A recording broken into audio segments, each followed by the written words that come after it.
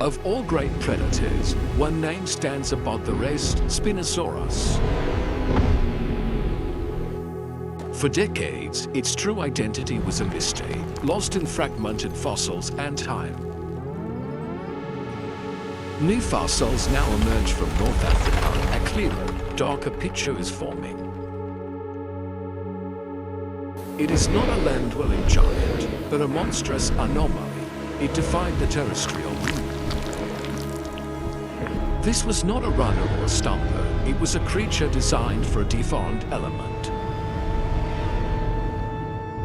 It was a killer forged in the vast, winding river systems of the Cretaceous period. Its life, its body, its very existence was bound completely to the waters itself. This is the record of the river Leviathan, Spinosaurus, Egyptian story. Our journey begins 95 million years ago in what is now the Sahara Desert. Yet, this was a lush system of rivers, swamps, and massive Cretaceous floodplains. An environment teeming with giant coelacanths, sawfish, and massive crocodiles. A world rich in aquatic life demanding only a specialist predator to exploit it. The first discoveries hinted at this: an extraordinarily long, crocodile-like skull. Unlike the blade-like teeth of T-Rex, Spinosaurus possessed smooth, straight, conical teeth. Perfect for gripping slippery, fast-moving fish, a crocodilian mouth fixed on a dinosaur. But the most distinctive feature was the massive sail, rising over 2 meters high. This enormous dorsal fin may have served as a display or a vital thermoregulatory device. A way to quickly warm up in the sun or rapidly cool down when submerged. The early image was of a colossal, bipedal dinosaur fishing from the shoreline. A terrifying wader using its sharp claws and jaws to scoop prey from the shallows. This was logical, but it left the most fundamental questions completely unanswered. Why was it so large? Why had it evolved such short, stout hind limbs? Why did it spend so much time on the fringes, surrounded by land predators? The answers required a journey into the deepest recesses of the animal's skeleton. A search for an internal signature that would entirely rewrite the dinosaur family tree. It was a search for the unique anatomical DNA of the river monster itself. The recent fossils provided the key, an animal far more specialized than imagined. An animal that wasn't just near the waters, it was truly of the water. This new understanding challenges the classic model and opens a new perspective. The line blurred between land predator and aquatic leviathan. Spinosaurus may have been the very first truly semi-aquatic dinosaur. The new evidence is built on 3 key features: profound adaptations to river life. First, a strange and incredible increase in the density of its bones. Second, the highly specialized, muscular form of its tail, and third, the curious nerve network in its jaws. The first clue lies not in the shape of the skeleton, but the material itself. Most land theropods possess pneumatic, hollow bones. This keeps them light and agile. A bone cross-section looks like a donut with a large, hollow medullary cavity. The bones were Pachystotic, dense, heavy, and solid, with very little cavity. This structure is common in modern animals that spend much of their time underwater. Think of manatees, penguins, or hippos. The dense bone acts as natural ballast. It counteracts buoyancy, allowing the animal to sink or remain submerged with less effort. This is powerful evidence Spinosaurus could physically submerge its massive body. However, this finding sparked an immediate and intense debate among scientists. The pursuit predator camp argued it could dive deep and actively chase fish. The wading specialist camp noted hippos also have dense bones, yet they do not actively swim. They argued dense bone was for stability, wading in strong currents without floating away. The short hind legs, they suggested, were simply built to support its enormous weight on land. This is the heart of the mystery to equally viable interpretations from the same data. Was it a sluggish, shoreline monster or an active, underwater killer? To resolve this, we must look beyond the body's internal mass to the external engine. Specifically, the structure of its locomotion, revealed in a groundbreaking discovery. The tail, once presumed stiff, was found to be anything but a typical theropod rudder. It was a structure that completely redefined its ecological role. Imagine the force required to propel a 15-meter dinosaur through a powerful river. It would need propulsion far greater than any other non-avian dinosaur. And for Spinosaurus, that power came in the form of a muscular, bony paddle. The paddle tail, with dense bones, provided a holistic picture of an aquatic predator. The key was found in the tail vertebrae, specifically the elongated spines and chevrons. These formed an immense, flexible fin, unlike the stiff tails of land carnivores. This was the motor capable of generating significant thrust through powerful lateral strokes. The debate shifted from if it could swim to how it hunted while doing so. The paddle tail confirmed water was not just a place to feed, but a medium for movement. With dense bones and tail propulsion, Spinosaurus was equipped for mobility underwater. But aquatic ecosystems are often dark, cloudy, and difficult to navigate. Clear vision is not enough. Spinosaurus needed a sixth sense to dominate the floodplains. The long, narrow snout provides the final evidence for its predatory specialization. The jawbones are perforated by a high concentration of small openings, or foramina. These are exit points for nerves that fed a specialized sensory system in the skin. We see this same arrangement on the snouts of modern crocodiles and alligators today. They possess receptors, allowing them to detect the minute vibrations of prey underwater.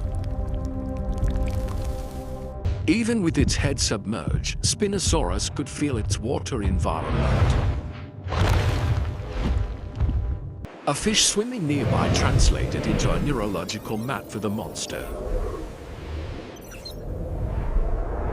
This sensory network provided a clear path to its target with deadly accuracy. This adaptation suggests an active foraging strategy, but not a fast, open water chase. Imagine the sheer size of Spinosaurus in the water. A predator of its scale generates drag. The sail, while a powerful display, would be an unwieldy keel for manoeuvring. It lacked the sleek, agile body of a dedicated open-water swimmer like an ichthyosaur. It was a formidable force, best suited to an energy-efficient style of hunting. It likely moved slowly, relying on the centipeds to do the work. It may have used its massive volumes to hook or pin larger aquatic reptiles. The new evidence points to an opportunistic and versatile aquatic hunter.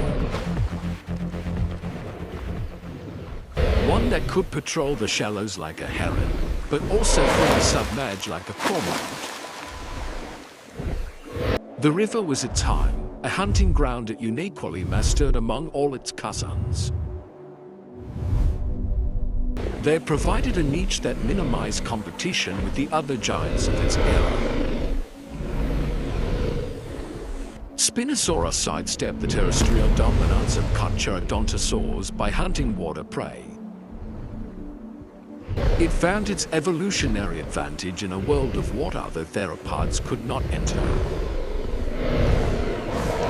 To appreciate this giant, we must see it in action, utilizing all of its features. Let us imagine a typical day for the River Lord as the sun beats down.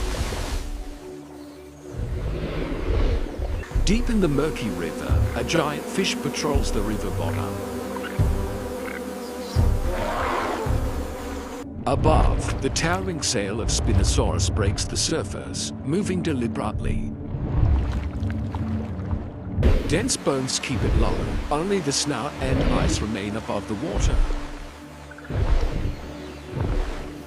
It may be bottom walking, pushing off the muddy riverbed with its stout legs. It dips its head, the highly sensitive centipeds coming into contact with the water. A tiny pressure change from the fish below is instantly registered by the predator. The giant beast is completely still, a dark shadow against the sun-dappled surface. Then, with an explosive surge of its paddle tail, it thrusts itself forward. The narrow jaws, moving at blinding speed, pierce the water and find their mark. The conical teeth lock into the slippery prey, a grip almost impossible to break. A brief struggle breaks the surface, and the massive Spinosaurus rears back.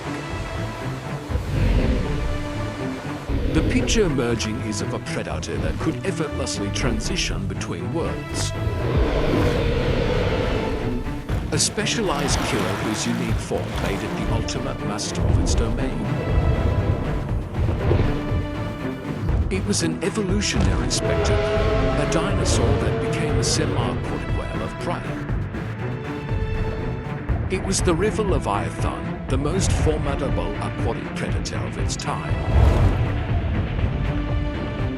The life of Spinosaurus is one of constant movement and specialized hunting. We now understand its anatomy was a complete package, each part serving the water. Dense bones for stability, the paddle tail for propulsion in the current. Long jaws for seizing, and the sensory pits for air detection. This feature integration defines its revolutionary place in the story of dinosaurs. It is the only known dinosaur to have evolved a truly water-dependent existence. Its discovery continues to challenge fundamental assumptions about the theropod lineage. But its era was not to last if the vast river systems that were its home were doomed. Climatic forces gradually dried up its habitat, turning the lush floodplains into arid land. The lifeblood of Spinosaurus, the immense river, began to retreat and vanish. Without its aquatic highway, the great river Leviathan faced a shrinking world. A specialism that proved to be a liability when its perfect environment disappeared. The story of Spinosaurus is a testament to the incredible power of evolution. Even land-adapted reptiles can be driven to completely new ways of life. For a time, it reigned supreme in a kingdom no other predator could challenge. Its fossils remain a continuous source of debate, each fragment rewriting the textbook. The mystery is far from over, but the direction of its story is perfectly clear. It was an oddball behemoth, a creature of staggering power and unique design. The largest carnivore on Earth, standing fiercely on the edge of two worlds.